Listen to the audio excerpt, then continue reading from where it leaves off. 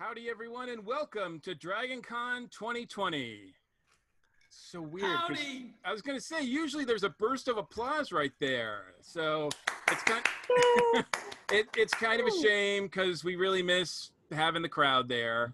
Obviously, this is not how we wanted to have DragonCon, but we're determined to make the best out of it. So, and we sincerely hope everybody who's watching this is making the best out of it as well. The con must go on. I'd like to thank the powers that be at DragonCon for making all this virtual streaming content possible, particularly Jamie Reeves, the director of the comics and pop art track. My name's Mike Gordon. I'm the creator of Tiki Zombie and the co-host of the weekly Earth Station 1 podcast on the ESO network. It is my honor to present the 5th annual Tiki Pop Art panel at DragonCon. Wow. This year's theme is the art of the Tiki mug. And we have some great folks joining us to chat. So without further ado, here are your panelists, starting with someone who I believe has been in the audience for every one of our Tiki panels, Nicole. Hi, I'm Nicole. I go by Miss Swizzlestick in the Tiki community. I've been doing Tiki for a little while now, but I'm a big Tiki mug collector and a big Tiki fan, and I absolutely look forward to this panel every DragonCon. So I feel honored just to be invited to talk with you guys. So I'm a big fan of Tiki mugs. Well, thank you for that, and thank you for attending those 4 years. Yeah, glad to have you on board as well. We also have a new person to the DragonCon scene with us, John. John, hey, have you ever been to DragonCon?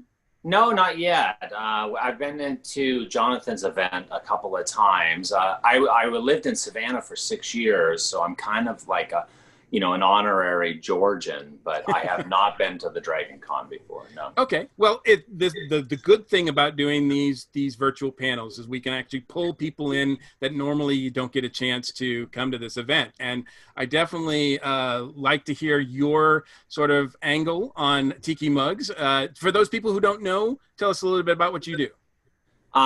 We run Ekamboogum, Tiki mugs. We've been making Tiki mugs about 10 years. So we do custom Tiki mugs for kind of the bar and event industry.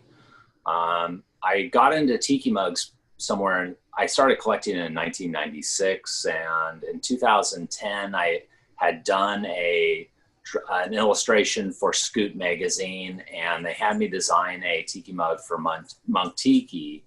And when they made it, I was like, I've got a degree in sculpture. I've been collecting Tiki mugs for 20 years. Why am I not doing this kind of deal? And so I made my first Tiki mug, and it just kind of went crazy from there. Now we are a full-time business, so we make Tiki mugs year round, and it's been super artistically satisfying. It's been great. As an artist, it's nice to make things that people want. You know what I mean? Oh, people want them. They do. People want them. They absolutely do. You're one of the best in the biz, man. Unbelievable work. Yes, I'm very, very honored that you could join us. Thank you so much. And then we've got some familiar faces to those people who've been to the DragonCon panels. Jonathan, for those people who haven't been or don't know you, tell us a little bit about yourself. All right. My name is Jonathan Chaffin. With my wife, Allison, I run Horror in Clay, which makes horror-themed Tiki mugs, barware, glassware, art, and apparel. We also curate the Mug Crate subscription box, which is a quarterly Tiki mug experience box. And we produce Inohele, which is Atlanta's Tiki Weekend, and the Atlanta Tiki Home Bar Tour. So what started with one Tiki mug in 2002 has sort of taken over my life. The only thing that I've been into longer than Tiki is DragonCon, and I'm kind of sad. This would have been my 22nd DragonCon in a row. Wow. And so I'm, kind of sad. So I got out my bucket of rum for the evening. Yeah, absolutely. I see that. That's a cruise bucket. I reckon that'll help. Yeah. Would have been my 26th. Yeah, I know. I mean, I kind of feel like this still counts, right? We're still participating, right? So technicalities count. Yes. And then, of course, last but certainly not least, we have Derek. Hey, what's buzzing, cousin? Absolutely, man. For those people who may not know who you are, tell us a little about what you do. I just make art, kind of with the 50s, 60s retro vibe. Used to work for Marvel, doing comics. Worked for Cartoon Network for a lot of years. And then around 2000 said, screw it. I'm doing my own thing, jump out of the tree and think about it on the way down, and started doing the retro thing, which I've always been obsessed with retro culture and retro clothing and just the whole vibe, So I took a chance and started doing it, and thankfully it kind of kept going. And so, yeah, for 20 years now, I've been doing this whole retro thing. And tiki, I love. That's my first love. But anything, rockabilly, burlesque, cocktail culture, all of it. I love it. So that's what I do. And for the sake of purposes of this this particular panel, you have designed a few mugs in your time. Oh, you betcha. Actually, I have a bunch of them right here. I gathered up all my mugs and put them on the table. Need it, want it, need it, want it. These are all the ones, and mostly Tiki Farm. I mean, that's the working with Holden Westland in California. And then Monk Tiki. I've done a couple of mugs with Monk Tiki. But yeah, I was kind of surprised when I gathered all these stupid things together, how many there were. So yeah, it's a blast, man. I love doing it. And there's a couple on my shelf too back there. So of yours. Yeah, cool. So actually, I think all three of you are represented back there. I hope in some so. form or another. So thank you very much for that. Well, I don't want to get too deep in the history of it because really, from what I've been able to understand, it's pretty debatable where the first tiki mug came from, right? I don't know if there's actually, a set person or, a set definition, really, of what tiki is. I mean, if we had Sven here, that would be the defining person, right? Sure. Or even what a definition of a mug is, for that matter, right? So it is really loose, I think, as far as that goes. Do you guys have any thoughts about the history of it, though, in particular, that as far as just the general notion of maybe who came up with it first? It's always that deal. If you look at the menus, a lot of people collect menus from tiki bars, and it was kind of in the late 50s, early 60s when they started having actual mugs as opposed to glasses pop up. When I think back on it, the kind of the Trader Vic's, the Ren Clarks, those kind of the Beachcombers, that's where those mugs started showing up. Yeah. And we always talk about tiki mugs, and some people will say, like, tiki mugs, to be a tiki mug, it has to be a tiki, but I don't necessarily agree with that, because I'm always like tiki bar mugs. So, because like a rum barrel, it's like one of the classic bar mugs, or it's like one of the deals. So it's one of those debatable deals that I'm into. Derek, what do you think? Me? I started collecting them just like all you guys, garage sales and flea markets, just because they were just damn weird and it was just cool. And started collecting them, started collecting them before I was really into tiki, just because they were cool. I mean, it was just such a weird thing, But the history, as far as the history, I mean, I'm the worst. I mean, my whole vibe is the way the media plays it up, and the way, the tiki bars with their crazy mugs that go with their tiki bar that have the name on the back and all that is where, but as far as history, I don't know squat. And like I said, that's fair. Like, I'm going to leave it to the historians for that. You can look up Wikipedia if you want to find out, more historical information, that kind of thing. Not that it's accurate, but but what I'm interested in is the personal experience. So they say you never forget your first. So Nicole, what was your first tiki mug? So my very first tiki mug was the Hippo Mai Tai at Trader Sam's. And I remember when I bought it, I originally got it for my mom, but when I started my collection, I was like, okay, Nicole, this is a long rabbit hole you can get lost in. You can only collect Disney Halloween tiki mugs. Those were like my 3 parameters when I started collecting, because I got really obsessed with trying to find like the Halloween mugs from Trader Sam's. And I was just like, and the Club 33 ones were really interesting to me and like exclusive. But when I realized I couldn't get all of the Halloween mugs, I was like, you know, maybe I should start collecting mugs that do hold like more of an experience for me. So then every time I went to a tiki bar and they had a tiki mug, I would buy the tiki mug. So it's always like a good memory to think back on, or like, oh, we went to Tonga Hut for the first time and we went through like 5-10 drinks by the end of the night. We got to grab the mug from Tonga Hut. Or we went to Trader Vic's all night and we have to get like 5 mugs there. So really it's like collecting memories from tiki bars and having like those memories as like your special like decorative items on your shelf. Like it's not only something beautiful to look at, but something fun to remember too. Yeah, it's got a story behind it. That's right. Yeah. Yeah, I was so drunk that night. Yeah. I remember a damn thing. I bought But 7. How many mugs did I get at that bar? Like, oh no. Exactly. But that was my first. And so I have not stopped collecting, and I still like have so many to go. So I'm not going to stop now. Can't stop. Excellent. Jonathan, do you remember your first? I do. So before I collected tiki mugs, I collected like mid-century glassware. So around about that time, Allison and I got an apartment, and we started putting up some stuff that was sort of mid-century and sort of tiki. And we went to a prop warehouse sale, and I pulled this guy off the shelf. And Allison comes up to me with this little tiki Leilani guy. Wow.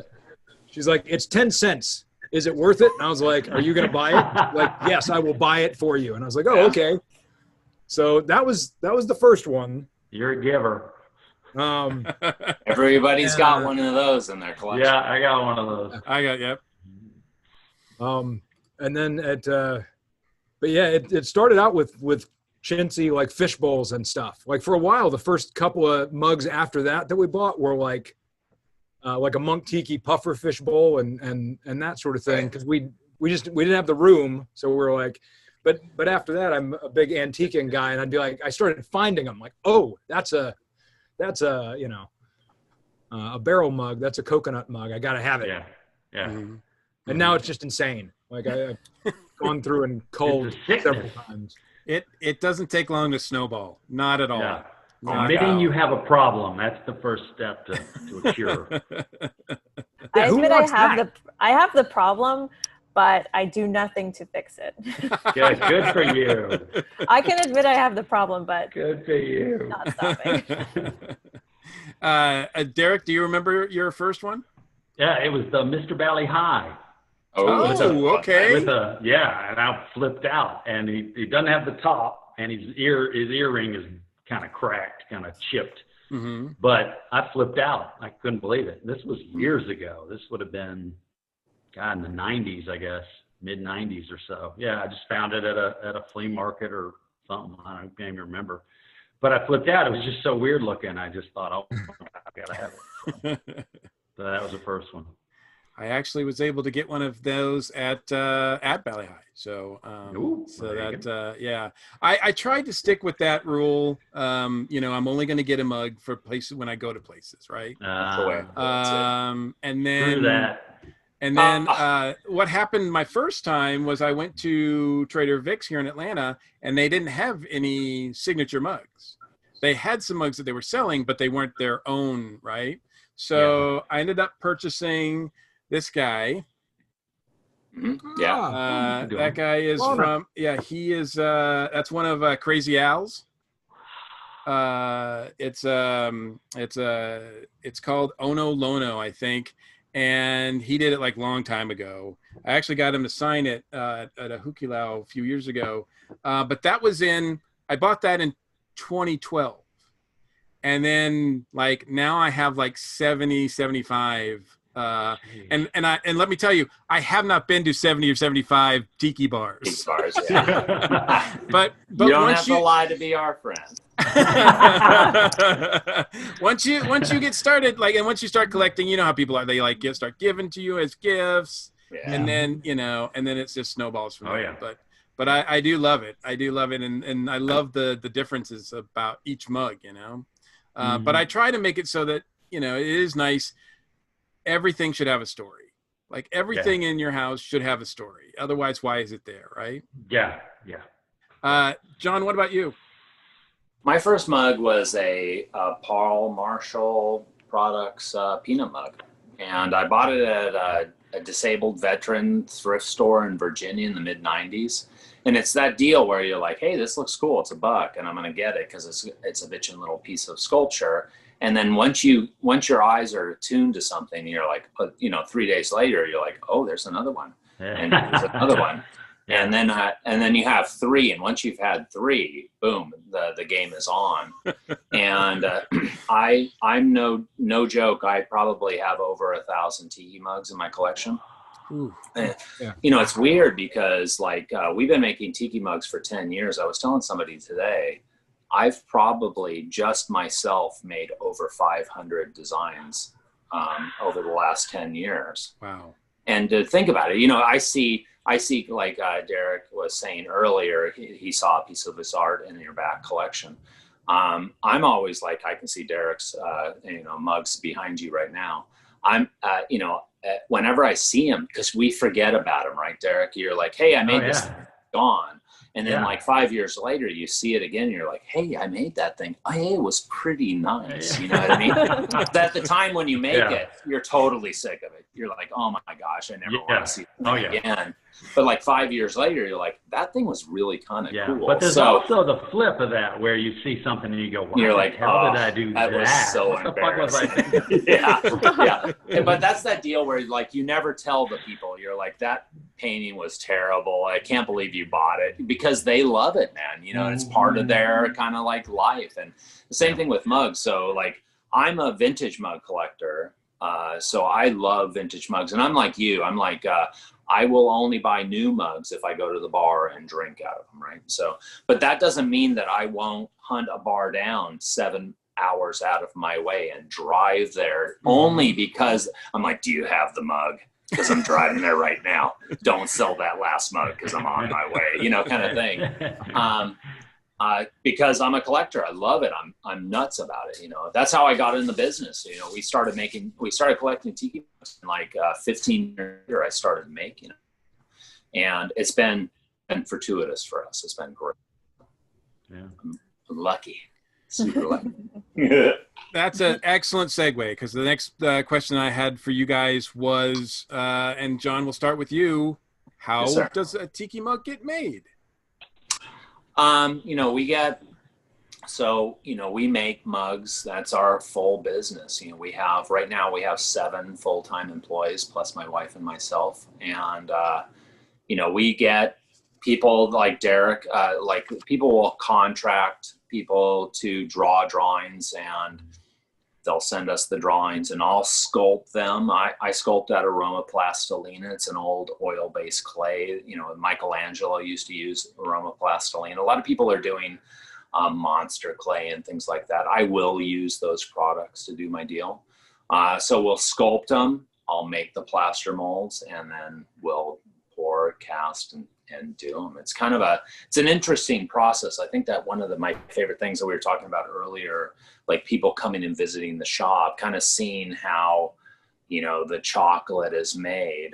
I don't think people really realize what goes into making a tiki mug. It isn't just like we eat clay and pop out a tiki mug. It's really quite a process. People are, we'll get clients calling us and they're like, well, we want it in 2 weeks. I've had clients that were like celebrities, like, TV celebrities. So they're like, well, the guy's birthday's in 2 weeks and they want to make a mug and we need 200 of them. And I'm like, it can't be done. Just can't be done. Yeah. Because we have to sculpt it, mold it, pour it, clean it, fire it, glaze it, you know what I mean? And all of these steps take X amount of time. So it's quite a process, and it's fun to see people's eyes when they come in there, because they're always like, we had no idea that this is what went into it, you know? And I'll just say, I always, when I tell people, I hire people, you know, and I'm like, you know, we make mugs in the slip casting process just like they did 5,000 years ago in China. And the Chinese, like Ming Dynasty stuff can be used today. So like the tiki mugs we make today could be going to, you know, the Andromeda, you know, galaxy in the year 7019. And like, that's the one thing the person, they're like, it was an Ikambuka mug. And I'm like, so we could, you know, even though it's just kitchen goofy, we have to really kind of make good things. And you do. Thanks, absolutely. Thanks, Derek, from a design perspective, what goes into making a mug for you? It's weird because everything I do is 2D, or most everything I do is 2D. So my brain is hooked, and I flat color and minimal color and line, and I kind of boil everything down to its simplest thing. So I don't normally think in 3D. I mean, it's very odd to think in, you know. So, and I used to, when I was doing the Cartoon Network stuff, I used to do character development, and so I would have to do turnarounds of the characters, so they can, the animators could see, you know, him from all different angles or whatever. So I use that when I have to do it. I actually grabbed that's like an example of what I give Holden at Tiki Farm, you know, and I'll like, you know, and that's this guy, which is one of the weirder, kind of looks like Don Martin. Remember Don Martin from Mad Magazine? Yeah. And he's got a little butt crack. It's kind of nice. Anyway, but so that's what I give them, and I do real tight pencils, so there's no question. I mean, I try to work it all out beforehand, and then I send that to Holden or whoever I'm working with, and they'll take it from there and do what John does with it. Gotcha. And then this whole new thing, this 3D sculpting thing, is a whole new thing. So now the latest mug I just designed with Holden, he's got some 3D artists doing it, which, I mean, I'm okay with it as long as the final product is good, but it's different. I mean, I'm like, oh, okay, crap. All right, this is different. But, so it seems to be changing. I mean, John, I'm sure you could speak more on that, you know, but. I'm doing a 3D sculpt right now of a Thor mug. You know, there's a lot of controversy in the tiki mug business where people are like, well, 3D sculpts really aren't sculpts done by artists. It's obviously the wave of the future. I'm teaching myself to do 3D sculpts. I think it's a tool that we should have in our toolbox as artists, you know what I mean? It's always that deal, early adopters, you don't want to be like, get off my lawn, you know. But you know, I still want to see the hand of the artist, but I'm just old school. But like, it's definitely a tool that is being used a lot. There's a lot of like super tight detail that is difficult to do as a sculptor that you can do with 3D printing that I think can really be beneficial in new designs for sure. Jonathan's designs are super intricate. He tries to tell a story with his mugs, and so sometimes a lot of those mugs have a ton of detail in them, and I think they really kind of lend themselves to 3D modeling for sure.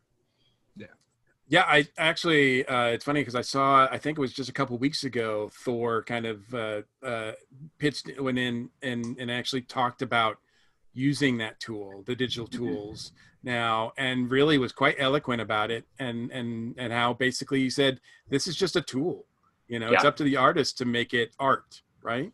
Did you just call me a tool? Well, did you hear that? I did, and it was inappropriate, and I apologize. Jonathan, is it anything, obviously, is your method similar, or? Yeah, I've done both, and it's funny. John mentioned that my designs lend themselves to 3D modeling and printing, because the second and third mug I did go that route. And what I found is that it's nice. There's some things that are great because you can say like, hey, I want you to try this wood grain. Oh wait, make it a thicker wood grain. Oh wait, do that, and like actually look in almost real time. Mm-hmm. You know, I don't like how that texture is working. Use a bubble texture. At that time, and that was 7 years ago and 6 years ago, the cost of the ceramic shrink when you produce them. So the cost of printing the oversized mold or master added such a hefty dollar sign to the finished product. I ended up going with sculptors just to reduce to take $2,000 off the cost. Yeah. I think that's changed now with the kind of the progression. It's definitely a cost factor though. Yeah. But as I think that we're getting to a sort of a neat hybrid place where people are able to work in both and choose. Because one of the things that I don't like about some of the things that I know came from digital sculpts, they don't have the depth of relief that I associate with good tiki mugs. And that's because people start with like a ZBrush cylinder and they sort of, they don't carve deep, as it were. Mm-hmm. So there's always going to be a place for both, I think, and certain mugs lend themselves to others. I love working with sculptors that I can collaborate with, and that have the expertise to be like, this detail is great. Let's back it off so that we can have a little bit more relief or have a little bit more of an easy cut a mold piece out here, there, or whatever. So for me, it's a partnership, because at the scale that I make mugs, like I don't have time to make them all. John, I don't know. Well, I know how you do it because I've seen how you do it. Yeah, you've been to the shop. Lots of time and lots of excellent work from lots of excellent people. But I do my turnarounds. I usually start almost kind of collage-y, and then gradually reduce design and get a set of turnarounds as well. Mm-hmm. Now I want to switch to sort of the consumer's point of view. We'll start with you on this one, Nicole. What do you look for in a tiki mug? What makes a tiki mug attractive to you? Yeah, as you guys were talking about the different techniques of creating the tiki mug, it's definitely, I think, especially in COVID times, I'm a big traveler. I love to travel and can't go to as many tiki bars as I had put on my list for 2020 this year. So I have been doing a lot of online shopping and doing a lot of online tiki mug purchasing. So what I look for when I'm looking at a tiki mug is, of course, really like what I like. There's like a lot of Disney themed tiki mugs out there that is like on pre-order, like Star Wars mugs too. I know Shag just released those as well. I really look forward to seeing the sculpt. I'd rather prefer to see what it will look like as a finished product before putting my money down. But of course, a lot of times I just like say, oh my God, I need this mug right now, and just like do it. But I think as I have probably been recklessly spending too much money on tiki mugs during the last couple of months, I think having like a more like a closer eye on the tiki mugs I purchase, because I think I see like a sketch of it and it's like, oh my God, this looks really cool. I can't wait to have a mug like this. And then when I see like the 3D model come out, I'm like, was that exactly what I was envisioning when I put the money down like 3 months ago? So really what I look forward to in a tiki mug is, like, again, personal interests of what I would like to add to my collection, because these are mugs that I'm adding that aren't associated with tiki bars. They're just strictly from artists. But yeah, I think like working with a sculptor and like seeing a more physical sculpt is like what really sells me on the tiki mug. Yeah. Now, so you basically are using the mugs for display purposes? Do you like what about the functionality of it? If you can hold it, if you can actually drink from it? I think I care less about that, actually. I think it's more fun if I don't know how to drink out of it. Like I just Probably safer too. exactly. So one of my more recent finds that I got is a Tonga Hut jade tile flask. I made that. I know you did. Ladies and gentlemen. I've been trying to get my hands on this, but of course I'm East Coast and not West Coast. A little harder to get one of these, but I had a friend from the West Coast recently sell me his. But I've been like trying to get my hands on this. I don't know if I'm going to like drink out of it a lot because I can only imagine how much it's going to suck to clean this. Because of like all the little like intricates, like I'm gonna need a really weird brush to clean this thing if I ever put just straight rum in it. Put it in the dishwasher. No, I don't want to. So but this like we have the jade tiles in our own tiki bar, and I have very fond memories of going to Tonga Hut with my mom. So this was one that I like had to get. Incredible. But don't know if I'm going to drink out of it that often. Well, thank you for giving it a good home. Oh yes, I cannot wait. You'd be surprised on how hard that mug was to make. It seemed simplistic, but it really just kicked my ass. It's not simplistic. I don't know how you did that. I love it. It's absolutely gorgeous. Thanks again. I appreciate it. Big fan. Wow. Jonathan, whether you're shopping around for one or whether you're designing one, is it different as far as what you look for in a mug? Do you design ones that you wish were there, that are not? Oh yeah.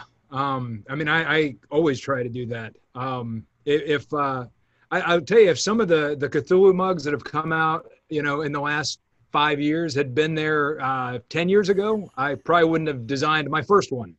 Because I just had to have one, and there wasn't one, and it seemed like a natural fit. So, and I collect horror stuff and tiki stuff. So, but yeah, for me, like there's certain things that make a tiki mug, right? Like with a few exceptions, like I want it to be slip cast. I want it to be easy to clean because I want at least the illusion that it could be used in a tiki bar. Like I've got my fair share of shelf princesses that it's like, that's great, but I'm not going to clean that, or, I can't drink out of that, or it would break in half, or, like whatever. So I like mugs that are thick walled. I have some heft to them. And I like the ones that have like a reasonable capacity because it's really easy because the shrinkage thing I mentioned before, like to have one that's like, I hold 1,000,000 ounces and no one will drink me all, or the drink will be garbage by the time it's halfway done and I've wasted some rum and nobody wants to do that. So, I tend to collect with that in mind. And also like there are artists that I love now. Like for a while, I only collected things when I went to the bar or found them in the vintage store. But now it's like, okay, John's got a new one that's amazing and it's a stretch and he's really excited about it. Or Pop Tiki's got a load coming out of the kiln and I don't have one of those yet. And Crazy Al's, opened the morgue and pulled something out. It's like, now they're amazing functional pieces of art, but they're also people and stories, Yeah. And also if it's got a cocktail that goes with it, so I know that there's a logical presentation and I can make a night of, okay guys, I got 2 of these mugs and anybody that's got this mug, come over to my house. I'm going to make all the stuff. And we made the ice cones this time. So you got to, the last 6 months have been killing me because I can't have people in and out of here to come hang out, and I miss them. I miss you too, Jonathan. Oh my gosh, I have similar rules like Jonathan does. I have 3 simple rules of tiki mugs. One is, like Jonathan says, it actually has to hold a cocktail, and you should be able to drink that cocktail before the ice is gone, right? And so you don't want to, like, I have a big crazy muscle here. And that's you see it right there? That's from holding too many big mugs. Like you just can't hold it. You don't want to be like like that fiddler crab with the gigantic hand, right? The other is ice has to fit in the top of it. You know what I mean? There's nothing crazier than like, how do we put ice in this? You have to buy Sonic ice or have crushed ice, you know? And the other is it should fit well in the hand. You don't want to have to like reach around it or do something wacky or have it slippery and drop out of your hand. So those are when I'm designing and making mugs, I kind of like keep those as my kind of like kudo, you know, my little codex, like that's what's going to happen in this mug, because I really want people to drink out of the mugs. You know what I mean? I'm always like, you know, I don't know if you had, dude, it's awesome. Like people will see me and they're like, we never use our mugs. And I like grab a mug and I'll just throw it across the room. Cause like we make our mugs out of stoneware. I'm like, stick it in the microwave, put it in the dishwasher. It's super tough. I'm always like, it's built Mulder tough, man. Like use that thing. You know what I mean? It's not just the hanger clean, you know, like let's drink out of that bad boy. Yeah.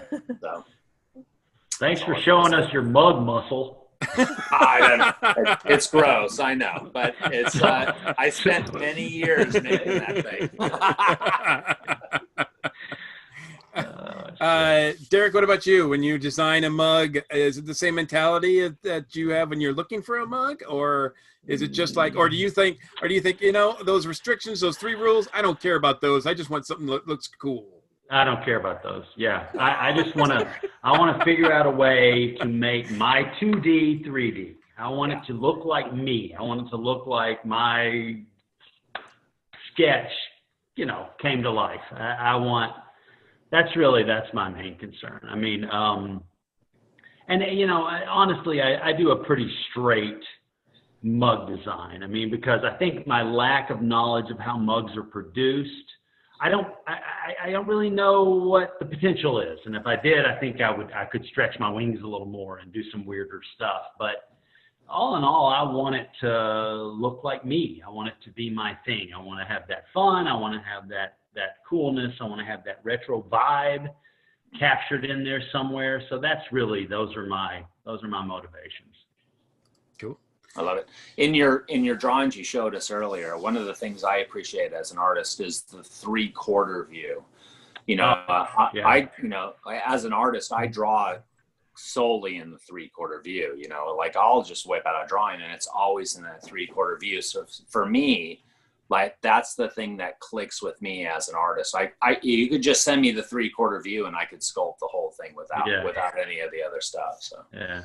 I love it, man. All right, good to know.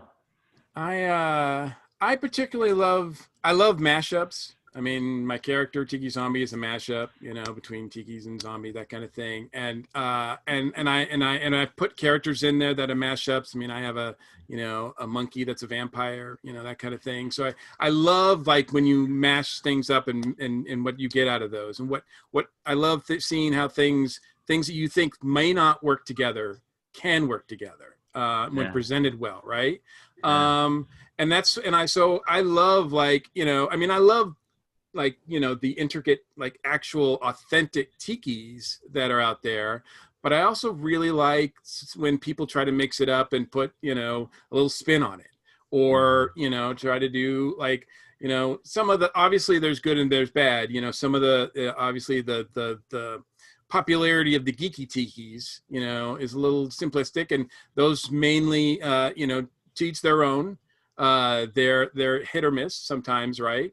But I also think that Mondo's doing some incredible stuff with mixing like pop culture stuff with tiki styles, and I have a lot of those back there. I also like it when, you know, obviously I like supporting artists. And a lot of artists are doing things through Kickstarter now, through crowdfunding. So it's like you were saying, Nicole, sometimes you don't know what that mug's going to look like, but you trust the artist, and you want to help support them. So, you know, you're good. I like it when there's a story involved, whether that story is something that is a bar, or a story that you have personally, or that the story that the artist is making up. Like they'll send all these accessories with that, you know, and it's like a little story, 3D sculpture story thing, right? With a lot of pieces into it. And actually that kind of leads me into my next topic, because one of the accessories are of course swizzle sticks, right? So I definitely wanted, you know, I've seen your collection, particularly of your hat, Nicole, like where you have like 1 billion. It's like, how many swizzle sticks are on that hat? So I have like a swizzle stick crown that actually Nancy Flowers, Nancy Fruits, I think. She actually made that crown, and what was really cool, I got to ship her my swizzle sticks, and she like dazzled them up and made the crown, and it's very uncomfortable to wear, but it's so awesome. But of course, yeah, my little tiki name, Miss Swizzlestick, came from actually my mom, because she was like, oh, you should get a tiki name, and I was like, what should it be? And she's like, well, if I ever owned a boat, I would name it Miss Swizzlestick, because it's like a decorative piece of plastic that stirs all the good stuff up together. So that's kind of how the Miss Swizzlestick name came to be. But I love like swizzle sticks because they are like the extra decoration on top of the excellent mug and drink. I think one of my favorite mugs that incorporates swizzle sticks is another Tonga Hut mug. It's the Shag Big Mo mug that was released for their anniversary, I think like 2 years ago now. So if you guys see that in the wild, I know someone that might want that. But yeah, I love when tiki mugs incorporate the swizzle sticks along with it. I know Mondo has done a pretty good job of incorporating some of their mugs, and even Geeky Tiki, those, when they released their Star Wars swizzles, I was like, I gotta buy all of those too. So yeah, I do have a lot of swizzle sticks.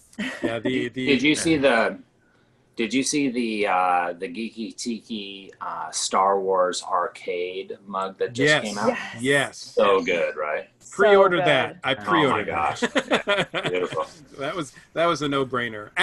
And Mondo like had those when they did their alien, they did the alien mug, and then they did like an alien mother, and it came with these really cool like face hugger swizzle sticks. Yes. And I'm like, okay, Really? I gotta have that. So Wow. While we're on the topic of mashups, since I have all these tiki mug makers here, I have a little like tiki show I do with my friend, and we get the question a lot, like what kind of tiki mug you would like to see. And I really like the Muppets a lot. So if you guys ever feel inclined to make a Kermit the Frog tiki mug, I'm just putting that idea out there. Oh my God. How has that not happened yet? You know, people aren't as big of fans of Muppets as I am. So if you guys ever think about it. I'd love to do an animal mug. Yes. Oh, right? my That would be gosh. perfect. My favorite. Yeah. Yes. Oh. So good. Anyway, sorry. I No, I absolutely. really want a Muppets tiki mug so bad. Yeah, absolutely. And yeah, that's gonna, I definitely want to get to our sort of like wish list, holy grail kind of thing in a minute. But before we do that, any sort of other mentions of cool accessories that you guys have noticed or have designed? I'm trying to think. You know, one of the things I've been doing lately is I've been trying to like draw a sticker and send stickers with all my mugs, just kind of like of the mug itself. I'm you know, I've got a fridge, I got a beer fridge in the studio. Everybody's got a beer fridge, and I've just got it covered in stickers. And so I'm kind of like fascinated with stickers now. So Kids love I've been drawing. stickers. Yeah.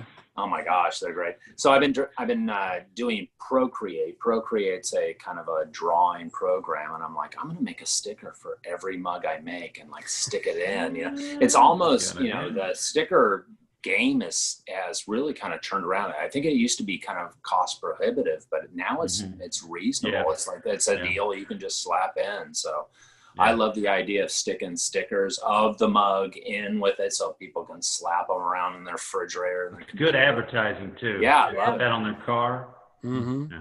Yeah. I think enamel pins are also really big. They're I have rad, right? so Very many big. tiki pins, like Very big. like so many. I haven't done any of those yet. Oh, I've done a couple, but I've done some of those. Those are pretty cool. Jonathan, I whenever I get a mug of yours, it doesn't just have. I don't just get a mug. I get swizzle sticks. I get postcards. I get all sorts of stuff. I mean, you're killer at putting together some accessories. swag. I mean, I always I try and think of them because I do mugs so infrequently. I kind of think of them as a collection, right? Like a clothing collection. And so I try and do all of the ephemera that you'd find that goes with it. And it's usually like a coaster and a sticker and a swizzle stick, and usually something weird. Like the biggest pain in the neck one was the Murders in the Rue Morgue came with a razor blade, like a cutthroat razor. Oh, right. Yeah. A map. Oh, that's cool. Which it's it's just kind of how I think and how I like to collect, because I collect all this stuff, man. Like I've got just boxes of like packaging and random junk. My favorite promo that I've ever seen actually was I've ordered this like 3 different times, but Trader Vic had a shingle, like a little cardboard thing. I forget the name of the cocktail even, but it was designed to go on top of a chimney stain, shingle stain. Okay. And it made a roof. You need to see a doctor and get rid of that. Wow. Right. Well, it had a big guy, a big heavy guy in a grass skirt up there painting the thing with his ass hanging out on one side, and you put the straw down through the roof, so it made any glass a mug by putting a lid on it. It was ingenious. Wow. That's pretty cool. Yeah. There you go. But yeah, I also love patches. Like I like patches so much that I've got like a blue jean jacket that's just got tiki themed embroidered patches on it, like old punk style. Except it's all like Trader Vic's Mai Tai glass. What is wrong with us? What is wrong with us? We need Too many cartoons. Too much TV. Yeah. Crying out. All right. So last question. What is your holy grail of either a mug that's out there that you wouldn't really want in your collection bad, or something that is not out there that you really want to see? We'll start with you, Derek. What was the question? Wait, something that I really want to see? What's your holy grail of mugs? Either something that's out there that you would love to get your hands on that maybe might be out of your price range, or something that doesn't exist that you would like to see someone do. I got to be honest. I collect mugs as I see them and as I come across them, but I don't necessarily seek them out. Mm-hmm. Because my world is a 2D paintings on wood, or that's kind of how my brain works, and that's what is important to me. So it's obsessing over vintage art that I find that I've never seen before from the 50s or 60s that I can kind of steal bits and pieces from and make it my own kind of thing. And I love making tiki mugs when people want me to make tiki mugs, but I may not be as obsessed a collector of mugs as the rest of you fine people. So there's not really, if I walk into some place and see something, I'll flip out. Gotta have it, and I'll grab it, Or if I'm at Tiki Oasis and I see one of John's mugs, oh my God, I gotta get it, and I'll grab those. But I don't spend a lot of time searching and looking and pre-ordering mugs. I just don't. I mean, I kind of have my collections, and once my collections fill the space I have allotted for them, I kind of move on to something else, That's smart. And a lot of my vintage obsession is clothing. I mean, that's probably where I spend more of my money on, is vintage clothing, Hawaiian shirts, and just all kinds of crazy crap. So that's kind of more my world. But I still love, and I respect all you tiki freaks, all you mug lunatics. And keep us alive, right? I love seeing your mug muscles. I enjoy it. But So no, there's not anything in particular that I'm looking for right now. Nicole, what about you? Is there something that's on your wish list? Well, I've got quite a list. Ever since the Search for Tiki released, the website where you can is like an encyclopedia of all of the tiki mugs out there. It's really easy to be like, oh yeah, I really did want that mug, and now I can't forget that I want that mug. So like recently I discovered the Tribal Face mug. It's limited edition Disney Polynesian Resort first edition. That one looks really special and very rare and old. So that is probably at the top of my list of like, I'm never going to find this one. I've had a few people come up to me and be like, I've got like the bottom part, but it doesn't have the head. And like, I need the whole thing. So that's probably like the one that's probably going to be the hardest one for me to find right now. And others are like the Shag Tonga Hut, because that's a special one with the Swizzlesticks. And I really want the Diver from Forbidden Island. That was a tiki bar that the first time my family went to San Francisco, I was at like a film camp in Berkeley. And so we went to Forbidden Island, but I wasn't 21 yet. And so my mom's like, well, I'm going into the bar and you get to wait outside. So I had to sit outside the bar the first time I went to Forbidden Island. But since I've been back, it was a wonderful time. So it's kind of just like a funny memory. And I don't have a mug from that bar yet. So I'm always searching. And if What are anyone you wants, doing? I know. I'm pacing myself because I also got one I've been searching for a while, the Formosa Diablo mug. Yeah. I've been looking to get one of these because they like sell out so fast, and I physically saw this like months ago at the Formosa, and I was like, I need it, but they sell out so fast, so I was glad to get one of these guys. But Look at this. Oh, that's beautiful. You're just Is that one of yours? testing me. Oh. I made the Diver mug for Forbidden Island as well. Oh, I know. Oh, look I'm at this. dropping hints real hard now. Oh my god, oh my god, oh my god, oh my god, oh my god. Oh, wow. Oh, it's so cute. I love that stuff. Oh, Yeah, that Diver mug Beautiful. is one of my favorite mugs I've ever done. Oh, So it's thank you very much. absolutely Beautiful. gorgeous, and that's kind of like more of like the theme for our own home tiki bar. So my mom was like a Navy brat, so we do have a lot of nautical pieces. I So love that stuff. that Yeah. nautical mug fits so well, and we have fond memories of the place. So if you find any in the back, Come down and visit the shop someday. absolutely. I spent 23 years in the Army, so I have a connection with the military. So I'm always that. Love it. I'm bring my I'm mom. always interested in that kind of stuff. There you go. For sure. John, do you have a Holy Grail mug? We moved to Florida 3 years ago. So I grew up in Southern California. I went to high school up by Lake Tahoe. So like, it's kind of like the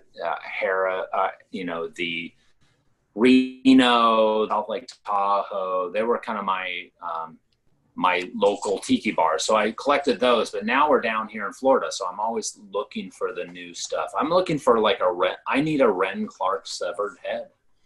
I still don't have one. Yeah, those are amazing. I'm doing this one right now, which is a severed head, but it's a tribute to the old Ren Clark severed head. Yeah. I still just don't have one of those in my collection. Yeah. It's I've never hard to seen one find. of those live. It's the deal. Like, I want to find it at a thrift store or an estate sale. I don't want to buy it on eBay. You know what I mean? Right. I want to walk in and like push people out of the way at the thrift store and get it for like $2. That's my goal. So it'll happen someday, maybe. So It'll happen. Believe. Jonathan?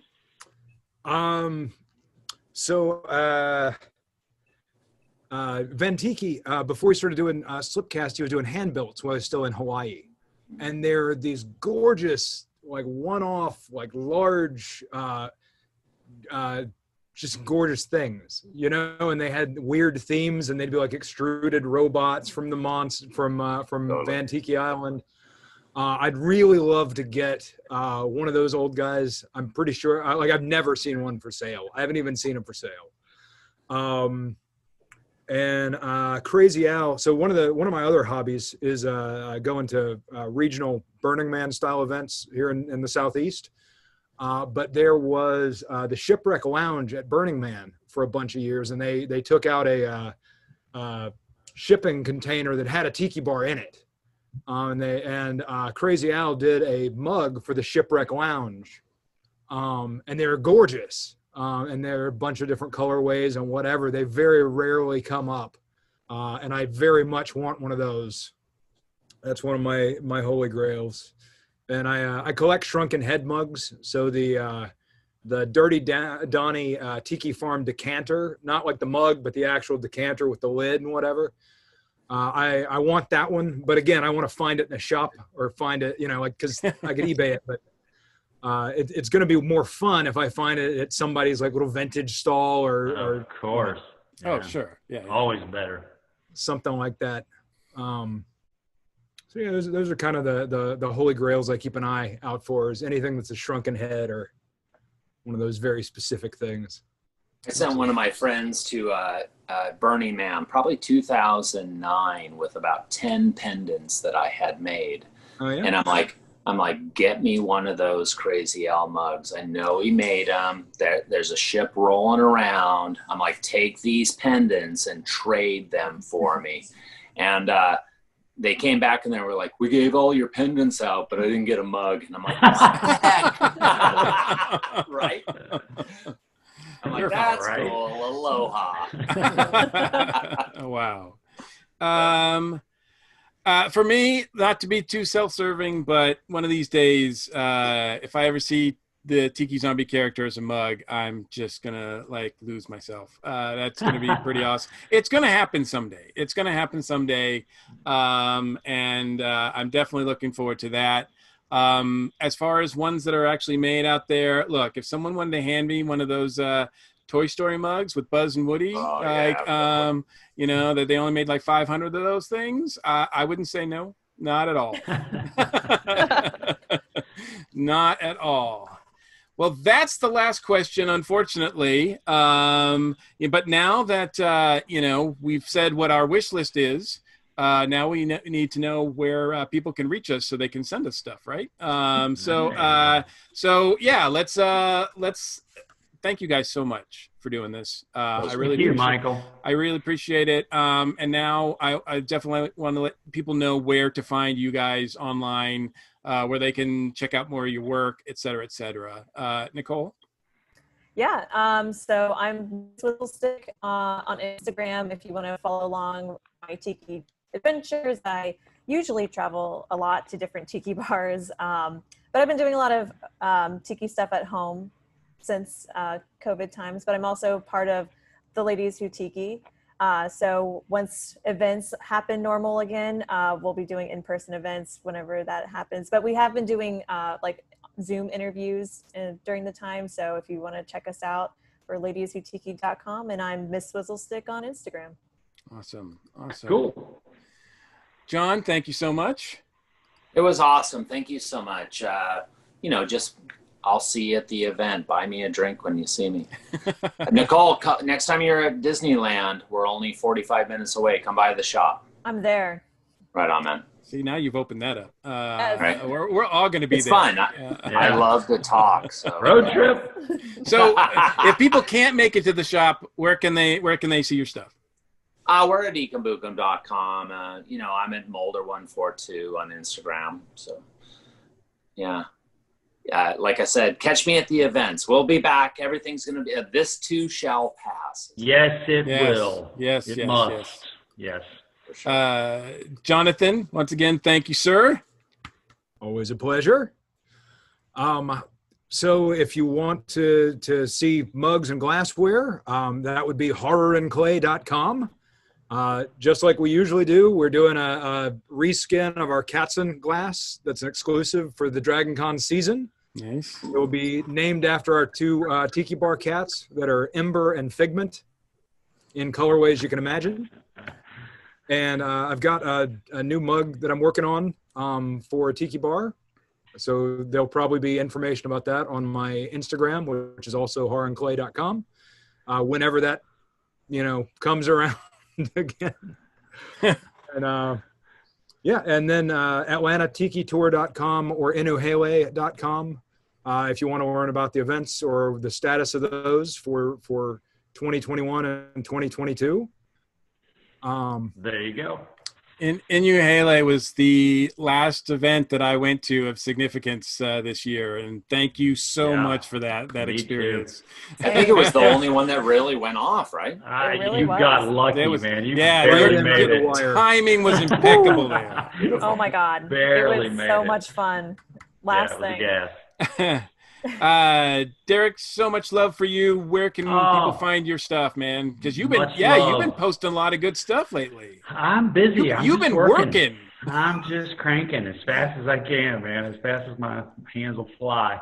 MrRetro.com is where I've got all my prints and mug releases and books and all my junk, overpriced crap. And on Instagram, Derek.art, and on Facebook, Derek Art.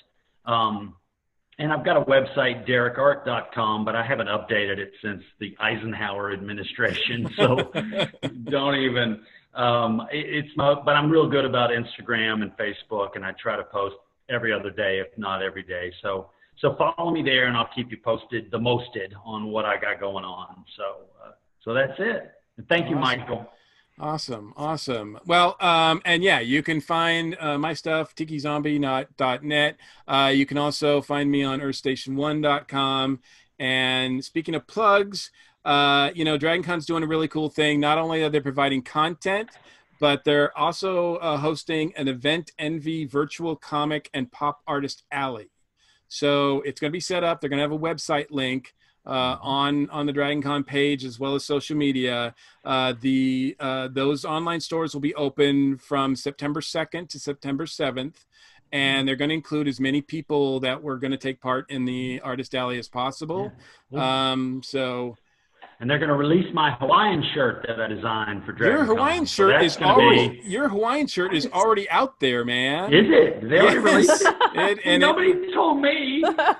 You know what? I found out about it, and in 4 days later, it was my size was sold out. Oh yeah. Uh-oh. So. All right. I thought they were going to release it at the. So now you're forcing me to lose weight. So there's that. I'm a giver. But if you can go check out the Event Envy virtual comic and pop artist alley, please do so. Please help support these artists, especially now at this time. The official charity of DragonCon 2020 is Big Brothers and Big Sisters of Metro Atlanta. For more information on that group, as well as to donate, please check out the official DragonCon website. And that'll do it for this year. Mahalo mucho to all my fellow panelists, as well as everybody who's watching at home. We really appreciate you. We love you. Stay safe. Take care. And we'll see you at DragonCon 2021. Much love. How did you know? Bye-bye. How did you know? I could feel it. I sensed it.